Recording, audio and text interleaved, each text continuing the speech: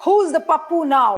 That's the big debate. और आज इसी चर्चा को, हमारी जो अर्थव्यवस्था के ऊपर चर्चा है कि सरकार इतनी निष्क्रिय क्यों नजर आ रही है, चाहे वो गिरता हुआ रुपया हो या मैन्युफैक्चरिंग आउटपुट हो, इंडस्ट्रियल आउटपुट हो, इन सारी चीजों को सरकार टैकल नहीं कर पा रही है।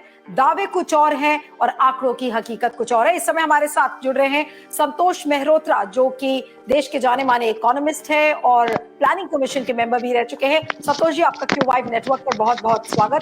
और जो मेरा पहला सवाल है संतोष जी आपसे कि ये जो एनएसओ का डेटा आया है, ये कितना डिस्टर्बिंग है। निर्मला सीतारमण शायद इसको नहीं मानेंगी, लेकिन आपसे समझना चाहेंगे इन आंकड़ों की हकीकत क्या है और ये भारत की अर्थव्यवस्था के लिए किस बात का संकेत है। तो पहली बात, धन्यवाद नीलू जी मुझे न्योता देने के लिए। पहली बात तो ये जानना जरूरी है हमारे श्रोताओं को कि इंडेक्स ऑफ इंडस्ट्रियल प्रोडक्शन ये अक्टूबर महीने का आंकड़ा है जिसमें घटा है। अब ये ध्यान में रहे कि अक्टूबर वो महीना है जिसमें एक फेस्टिव सीजन, दिवाली दशहरा होता है, जिसमें कंज्यूमर एक्सपेंडिचर बढ़ता है क्योंकि खरीद फरोख्त काफी बढ़ जाती है। अगर उस दौर में घटा है तो एक कारण तो ये हो सकता है कि उससे पहले जो मैन्युफैक्चरर्स थे उन्होंने अगस्त सितंबर में ठीक मैन्युफैक्चर किया क्योंकि वो तैयारी कर रहे थे अक्टूबर के फेस्टिव सीजन के लिए, और जब वो फेस्टिव सीजन चल रहा है तो तब उनको घटाने में प्रोडक्शन कोई बहुत बड़ी दिक्कत नहीं होनी चाहिए। मगर सबसे बड़ी बात, इसको हमें एक ऐतिहासिक परिप्रेक्ष्य में देखना चाहिए, केवल एक महीने का आंकड़ा लेकर के नहीं चलना चाहिए। और वो जो मैन्युफैक्चरिंग या इंडस्ट्रियल प्रोडक्शन के आंकड़े हैं वो हमें ये बता रहे हैं कि मेक इन इंडिया जो कार्यक्रम भारत सरकार का चल रहा है 7-8 साल से, उसके बावजूद हमारे देश के 30 साल के इतिहास में ऐसा कभी नहीं हुआ कि मैन्युफैक्चरिंग का अनुपात हमारी टोटल जीडीपी में वो घटा हो, मगर पिछले 7 साल में वो घटा है। यानी कि 25 साल 91 के बाद, एक आर्थिक सुधारों के बाद 25 साल मैन्युफैक्चरिंग का अनुपात 17% था। यानी कि मैन्युफैक्चरिंग एक अपने सुदृढ़ ढंग से और बढ़ रही थी और उसका अनुपात 17% लगातार 25 साल था। मगर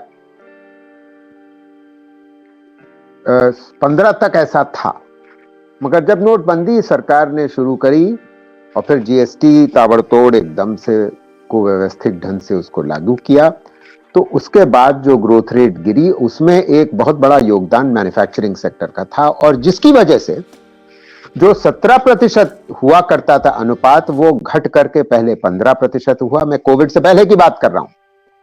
यह ध्यान रहे कि सरकार अपनी बचाव में हमेशा ये कहती है कि कोविड में बड़ी दुनिया भर में आर्थिक कठिनाइयां थी और हमारे देश में भी कठिनाइयां थी। तो क्या अगर कोविड की दुहाई दी जाती है तो कोविड के बारे में यह भी पूछना चाहिए कि उस फाइनेंशियल ईयर 2021 में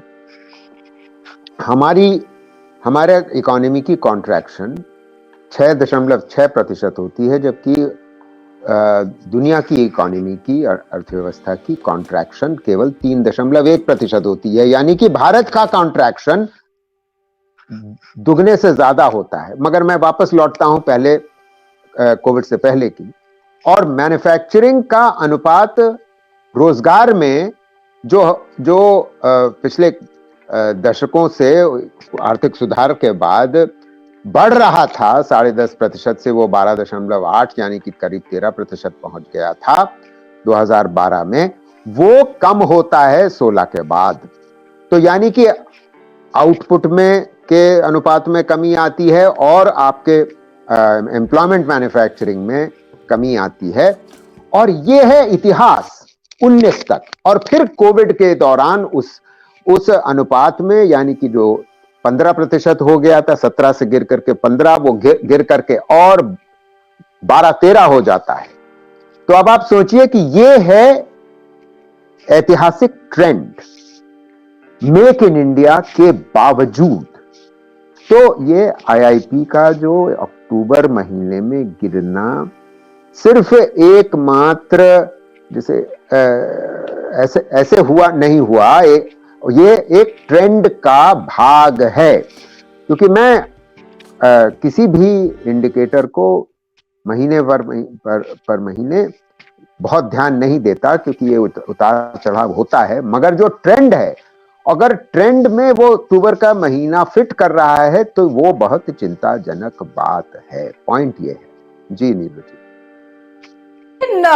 जो जिस तरीके के जो फिगर्स आए हैं, आपको लग रहा है कि सरकार इन चीज को कभी एक्नॉलेज भी करेगी? जिस तरीके के रिप्लाईज और जवाब निर्मला सीतारमण दे रही हैं, कभी भी इन आंकड़ों को सरकार ये मानने की कोशिश ही नहीं करती कि भाई ये वाकई में डेंजरस है, इसको कैसे सुधारा जाए? इसको लेकर तो सरकार कोई बातचीत करती हुई नजर नहीं आती। जी जी, वो आंकड़े सरकार इसलिए नकारती है क्योंकि सरकार ये मानने को नहीं तैयार है कि रोजगार घटा है, और कोविड से पहले ही 45 साल में इतनी ज्यादा बेरोजगारी दर कभी नहीं थी जो 18-19 में पहुंच गई थी।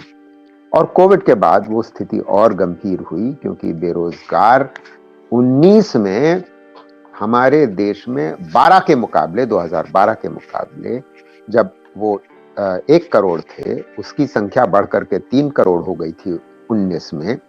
और उसके पश्चात 2 साल कोविड में बेरोजगारों की संख्या 70 लाख और बढ़ी। यानी कि टोटल अनएम्प्लॉयमेंट हमारे देश में 7-8 साल में आप समझिए कि लगभग 3 करोड़ बढ़ गया। और उसी दौरान सीएमआई का डेटा ये बता रहा है कि जब हमारी वर्किंग एज पॉपुलेशन, वो जनसंख्या जो वर्किंग एज में होती है 15 से 64 साल के बीच में, वो बढ़ रही है, और उसका अनुपात जो काम में है, जिसको एम्प्लॉयमेंट रेट कहते हैं, वो घट रहा था सीएमआई के आंकड़ों के मुताबिक। तो यानी कि अगर रोजगार घट रहा है, ग्रोथ रेट घट रही है, तो इसमें कोई ताज्जुब की बात नहीं है कि मांग और खपत कम हो रही है। जब मांग और खपत आम आदमी की कम हो रही है, खासतौर से ग्रामीण इलाकों में, ग्रामीण इलाकों की मैं 1 मिनट में अभी आता हूं, बताता हूं कि वो वहां क्यों खपत कम हो रही है। जब तो खपत कम हो रही है तो आईआईपी गिरा है, तो उसमें क्या ताज्जुब की बात है? और इंडस्ट्रियल प्रोडक्शन का अनुपात अगर हमारी जीडीपी में गिरा है, जैसा मैं आपको पहले बता रहा था, तो उसमें क्या ताज्जुब की बात है? तो ये चिंताजनक बातें हैं जिसके बारे में सरकार को और तवज्जो देनी चाहिए। एक औद्योगिक नीति को उसको अपनाना चाहिए जो अभी, और उसके संग संग केवल औद्योगिक नीति की बात नहीं है, रोजगार नीति भी उसके संग जुड़ी होनी चाहिए। मगर इन बातों पे चर्चा ये बहुत दुखद है कि नहीं हो रही है। लेकिन प्रोफेसर मेहरोत्रा, जब सरकार को ये पता है कि बेरोजगारी को लेकर, ठीक है अभी बहुत ज्यादा लोग नहीं बोल रहे हैं, लेकिन एक समय आएगा जब लोग बिल्कुल त्राही त्राही करने लगेंगे और ये वाकई में बहुत बड़ा पॉलिटिकल इशू बन जाएगा। अभी तो फिलहाल ये पॉलिटिकल इशू बनता हुआ नहीं नजर आ रहा है। तो सरकार कब तक अपनी गलतियों पर पर्दा चढ़ाती रहेगी और कब तक डिसमिसिव रहेगी?